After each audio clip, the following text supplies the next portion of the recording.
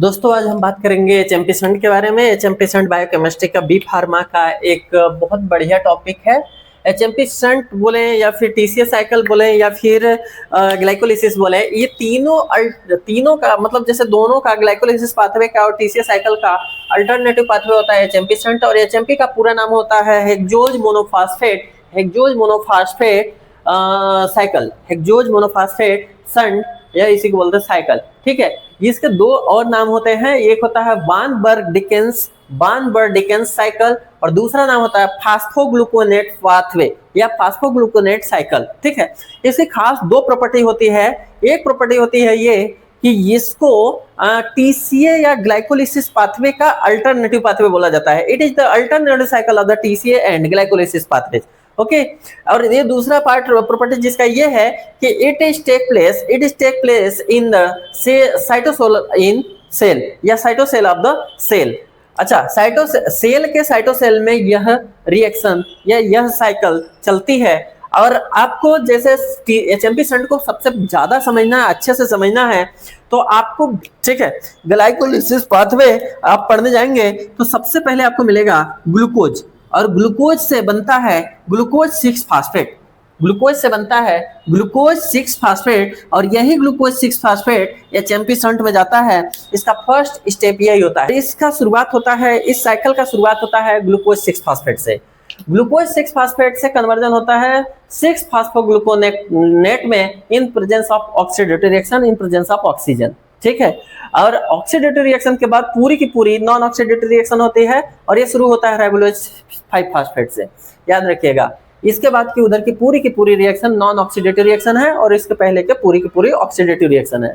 ठीक है, हमारी शुरुआत होती है ग्लूकोज 6 फास्फेट से। ग्लूकोज 6 फास्फेट से ये बनाता है 6 phosphogluconolactone in presence of the enzyme, this the name is glucose 6 phosphate dehydrogenase. यहाँ पर एक NADP से एक NADPH का फॉर्मेशन भी होता है। ठीक है, आफ्टर देन 6 फास्फोग्लूकोनेलेक्टोन, ये इसका कन्वर्जन होता है 6 फास्फोग्लूकोनेट में in presence of gluconolactonase enzyme. Okay, ये 6 फास्फोग्लूकोनेलेक्टोन का कन्वर्जन होता है 6 फास्फोग्लूकोनेट में in presence of gluconolactonase enzyme.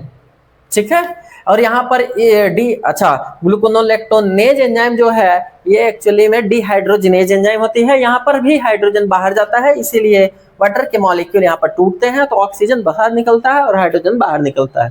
ठीक है, ऑक्सीजन एंड हाइड्रोजन बाहर निकलते हैं, तो यहाँ पर हाइड्रोजन तो बिल्कुल बाहर निकल जाएगा लेकिन ऑक्सीजन यहाँ पर कंज्यूम हो जाता है, इसीलिए इसको बोलते हैं ऑक्सीडेटिव रिएक्शन।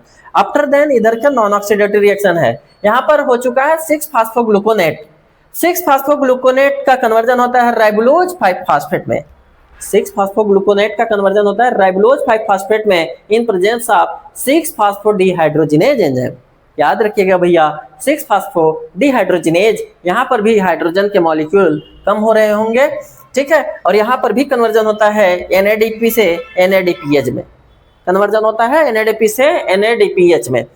अच्छा, अब हमारी शुरू हो गई है non oxidative reaction. Non oxidative reaction में राइबोलोज 5 फास्फेट का कन्वर्जन होता है दो पार्ट में। पहला होता है राइबोज 5 फास्फेट, दूसरा होता है जाइलुलोज 5 फास्फेट। पहला होता है राइबोज 5 फास्फेट, दूसरा होता है जाइलुलोज 5 फास्फेट। जाइलुलोज 5 फास्फेट का कन्वर्जन होता है ट्रांसकीटोलेज एंजाइम के प्रेजेंस में। Ribulose 5 phosphate and xylulose 5 phosphate का कन्वर्जन होता है ट्रांसकीटोलेज एंजाइम के प्रेजेंस में glyceraldehyde 3 phosphate and sedoheptulose 7 phosphate में। इन दोनों का कन्वर्जन होता है glyceraldehyde 3 phosphate plus sedoheptulose 7 phosphate.